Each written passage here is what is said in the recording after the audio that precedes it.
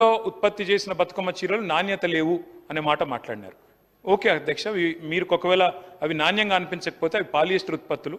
మేము ఆనాడు ఖర్చు పెట్టింది ఒక్కొక్క చీర మీద 330 రూపాయలు 340 రూపాయలు కోటి మంది మహిళలకు ఇచ్చినాం అధ్యక్ష.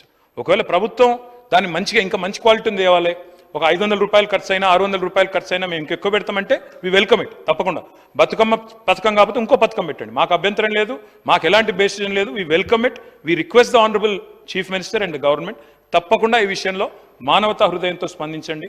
వాళ్ళు చనిపోతూ ఉంటే మనం తప్పకుండా ఆదుకుంటే మంచిది, మీకే మంచి జరుగుతుంది, మీకే మంచి పేరు వస్తుంది. ముఖ్యమంత్రి గారిని నేను కోరుతా ఉన్నాను. అధ్యక్ష, గొల్లకుర్మ సోదరులకు కూడా మా ప్రభుత్వం ఉన్నాడు, మరి గొర్రెల పంపిణీ పథకం పెట్టి ప్రోత్సహించే ప్రయత్నం చేశాం. అందులో మన ముఖ్యమంత్రి గారు మాట్లాడితే తప్పులు జరిగినాయి అన్నారు. తప్పులు ఏమన్నా జరిగింటే తప్పకుండా చర్యలు తీసుకోండి. ప్రభుత్వంలో ఒకనాడు రాజీవ్ గాంధీ గారు అన్నారని చెప్పి మొన్న బట్టి విక్రమార్క గారు బడ్జెట్ స్పీచ్లో కూడా చెప్పారు. ఢిల్లీలో రూపాయి విడుదలవుతే కిందికి వచ్చేసరికి 15 పైసలే ఉంటుంది అన్నారు. ప్రభుత్వంలో ఎక్కడెక్కడైనా లొసుగులు ఉంటాయి. ఇప్పుడు సాంకేతిక పరిజ్ఞానం వచ్చింది, ఆధునిక సాంకేతికత వచ్చింది, తప్పకుండా చర్యలు తీసుకోండి. కమర్షియల్ ట్యాక్సెస్ అయినా ఇంకో డిపార్ట్మెంట్లో అయినా మన తప్పులు జరిగింటే లొసుగులు ఉంటే మేము వద్దనట్లేదు అధ్యక్ష. 100% దట్ ఈస్ అ రెస్పాన్సిబిలిటీ. నిన్న సివిల్ సప్లైస్ మినిస్టర్ కూడా చెప్పారు, రెవెన్యూ రికవరీ చట్టాన్ని ప్రయోగిస్తామన్నారు. తప్పకుండా ప్రయోగించండి. మేమేమైనా గతంలో ఇన్కంప్లీట్గా వదిలిపెట్టిపోతే we welcome the government, will fully cooperate with the government sir. మాకు ఎలాంటి డెసిషన్ లేదు. మీరు సిరిసిల్లలో నేత కార్మికులకు పనిచ్చి బతుకమ్మ చీరలు తీసుకొచ్చి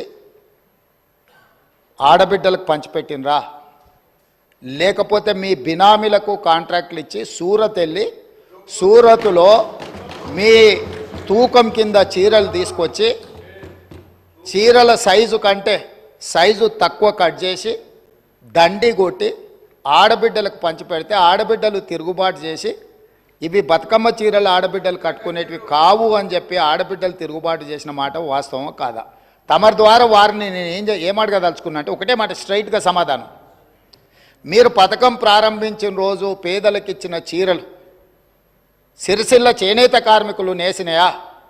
సూరత్కి వెళ్ళి కిలోల కింద తూకంలో కొనుక్కొచ్చి కమిషన్లు కొట్టి పేదలను మోసం చేసిండ్రా లేదా వారు చెప్పాలి. నెంబర్ 1 అధ్యక్ష.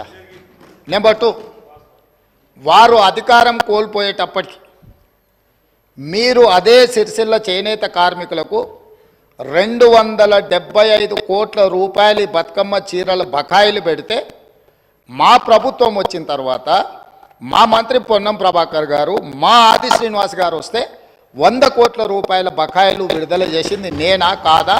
ఓసారి రికార్డులు చూసుకోవాలి అధ్యక్ష.